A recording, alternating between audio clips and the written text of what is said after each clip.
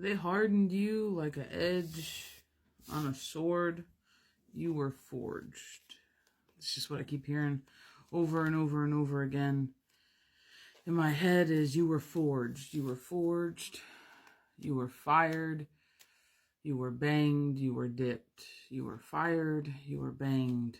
You were dipped. You were sat in coals. You were left alone to get red hot. Then you were forged. And then you were dipped. And they're talking about how they hardened your edge. They hardened your edge and they made you angry.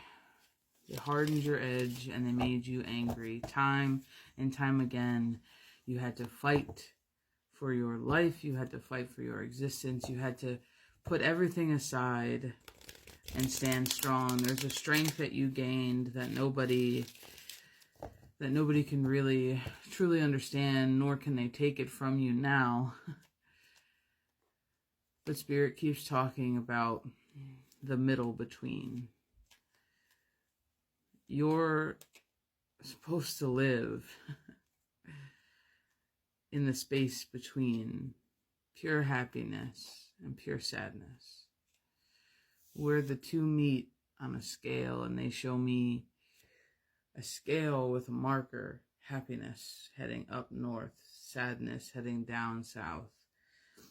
And they're talking about how it's a misconception to think we are always supposed to be pure happiness. We are always supposed to be pure peace. We are always supposed to be pure anything than other what we are. And they're talking about how we reside in the space between things. How we reside in the space where everything meets, where all things are and everything exists. We are the in-between. We are the bridge that is gapped between the many frequencies.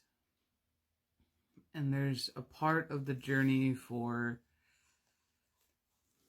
the warrior that you get to a certain point on your journey and they tell you to put down what you learned to get you to this point, to put down your sword, to put down your axe, to put down your strength, to unshield a little bit, to let it down.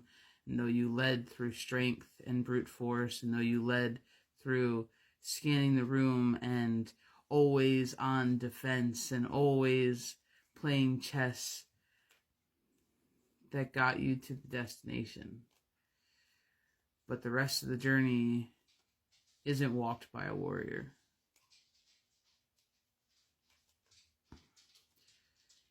And they just keep pointing to the fact that right now they're asking you to reside in the in-between.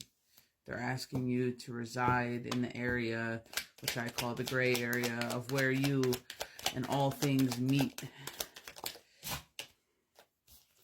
Where you and all things meet. You can't make this up. Put down your swords. Put down your swords. Meet in the middle where all things meet. The high priestess. The coming together of the conscious and the subconscious, where all things meet. We have 2 sevens. Double sevens. That's actually 3 sevens, because this is a 7 of swords. That's so interesting. So triple sevens might be purposeful. But you're reaping your abundance. You're reaping your abundance. And you're also standing strong in a newfound power. You're also standing strong in a newfoundness. You are protected, but no need for swords. And I know that's not what the 7 of swords is typically meaning, but no need for swords. We have temperance coming in here, the balance. And we were just talking about the balance between 2 things. We have temperance and the 2 of cups. The balance between 2 things. I don't know who needs to hear this, but this is a journey of intellect. This is a journey of soul. This is a journey of heart right now. This isn't brute force. And it's not going to get you where you're looking to get if you continue to treat it the same way you did on the path to get here. You had to be who you had to be to get here. But you're here now. That was a temporary thing to learn temporary lessons.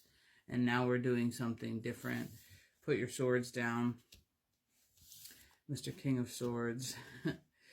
Your new beginning of the clarity of situations has begun. We got the Ace of Wands where we're talking about your fire and your passion leading into physical abundance, physical fulfillment. And there's just something here that the Eight of Pentacles, they're cautioning you. Was that the Eight of Swords? Shut up. Shut up. I swear to God. I think I just put together Eight of Swords. They're cautioning you. So wait a minute. Wait a minute. That is 3 sevens.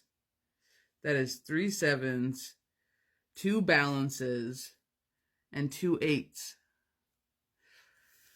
They are cautioning you to live in the gray area. They're cautioning you to reside in the gray area. It is the place at which all things merge into one. It is the place that all things meet. And you can embody that. But in order to embody it, you have to take a step away from the swords. You have to take a step away from ultra defense. You have to take a step into calmness and out of chaos. One step at a time. Sometimes, and I don't know, if you've ever been in a mentorship with me, you've probably heard it, but sometimes we have to learn far left, far right for us to really truly know where center is, right? So sometimes they show us the depths of self, the depths of the outside world, how bad things can get, how chaotic things can get, how deep things can get. And then they show us how great things are, how great things can get, how beautiful things are, how easy things happen, how easy things manifest. And they give you, quote unquote, your markers. So you can reside in the gray area where both things are possible. And there's something about, for the warrior here, there's something about putting down the swords, because you know how great things can be. You do. You've gotten a taste of it throughout your lifetime, scattered in moments. And I feel like you're somebody who resonates on moments, and you play back moments more than you even let on that you do. You're deeper souled than you let anybody see. And you've put up with a lot of shit. You've put up with a lot of chaos. You've put up with a lot of wounds. You've put up with a lot of scars. You've put up with a lot of battles. And you are hardened and battle-worn. But you're also resilient. And there's a time of stepping now into where all things meet and merge.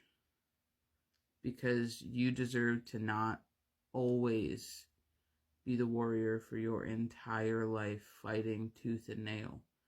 You deserve your bit, and I want to say milk and honey. You deserve your bit of milk and honey. And that resides in the gray area. That resides in fluctuations between pure happiness and pure sadness. Fire and strength, and fighting and accomplishments, and calm and peace and fulfillment.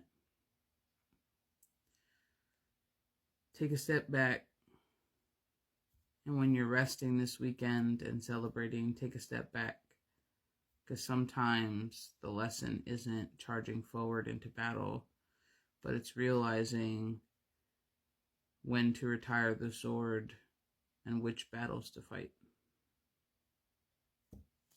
Bye, guys.